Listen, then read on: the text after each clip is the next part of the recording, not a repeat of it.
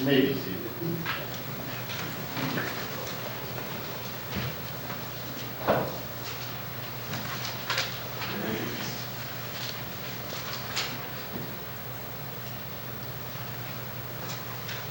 Okay, we are going to have some readings and some narrations this evening along with some carols. And they're going to tell the story of Christmas.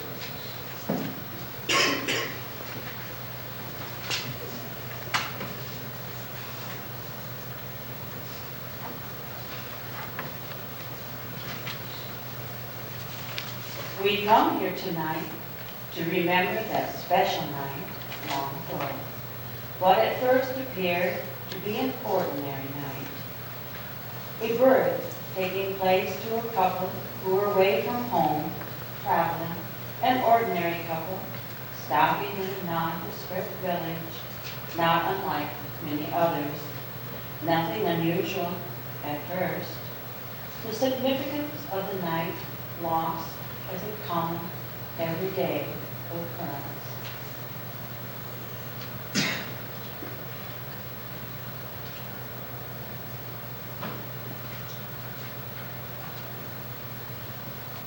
John 1, verses 1 to 5 and 10 to 15. In the beginning was the Word, and the Word was with God, and the Word was God.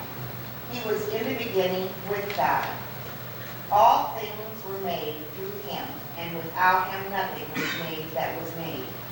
In him was life, and the light was the light of men. And the light shines in the darkness, and the darkness did not comprehend it. He was in the world, and the world was made through him, and the world did not know him. He came to his own, and his own did not receive him. But as many as received him, to them he gave the right to become children of God, to those who believe in his name, who were born not of blood, nor of the will of the flesh, nor of the will of man, but of God. And the Word became flesh, and dwelt among us. And we beheld his glory, and the glory as of the only begotten of the Father, full of grace and truth. John bore witness of him, and cried out, saying, This was he of whom I said, He who comes after me is preferred before me, for he was before me.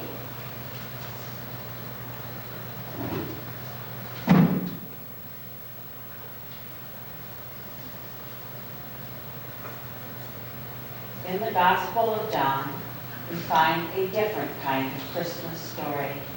This child, born of a woman, would become the long-awaited Messiah, and much more. The Christ child comes, bringing hope to a weary world. God's Word taking on flesh and dwelling among humankind. Would you join me in singing the carol, O Little Town of Bethlehem, found on page 178. Thank you.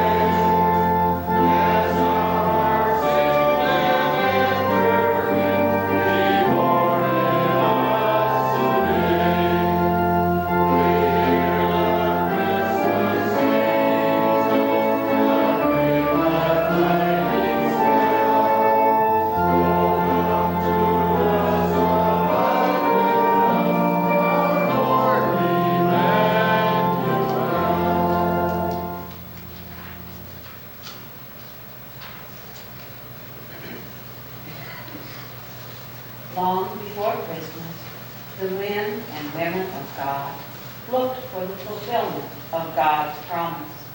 They were people full of sorrow and despair. They listened closely to any word of hope that would come from the prophets.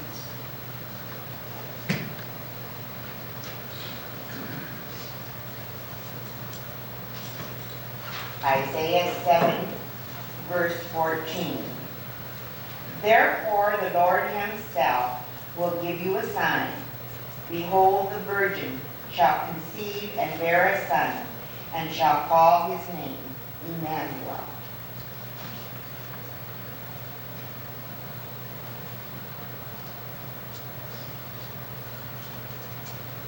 These were desperate folks who had not lived faithfully. They had lost all they had. They were taken captive. They felt so alone. Had God abandoned them? The promise is, God is with us. This was their hope, even in the midst of trial and tribulation, sorrow and despair. God was truly with them.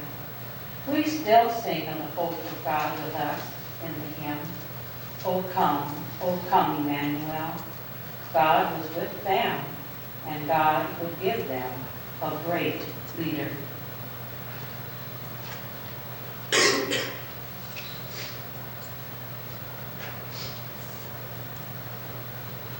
Isaiah 9, verses 6 and 7. For unto us a child is born, unto us a son is given, and the government will be upon his shoulder, and his name will be called Wonderful, Counselor, Mighty God, Everlasting Father, Prince of Peace.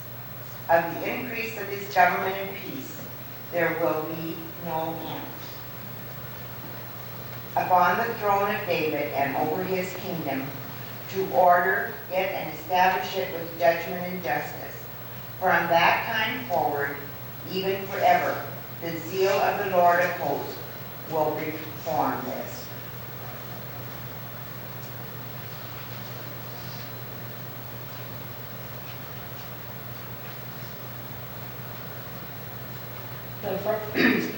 The prophet Micah foretold the place of Christ's birth. The people of his day eagerly awaited the Messiah, the one who would usher in God's kingdom, the one who would bring peace and justice.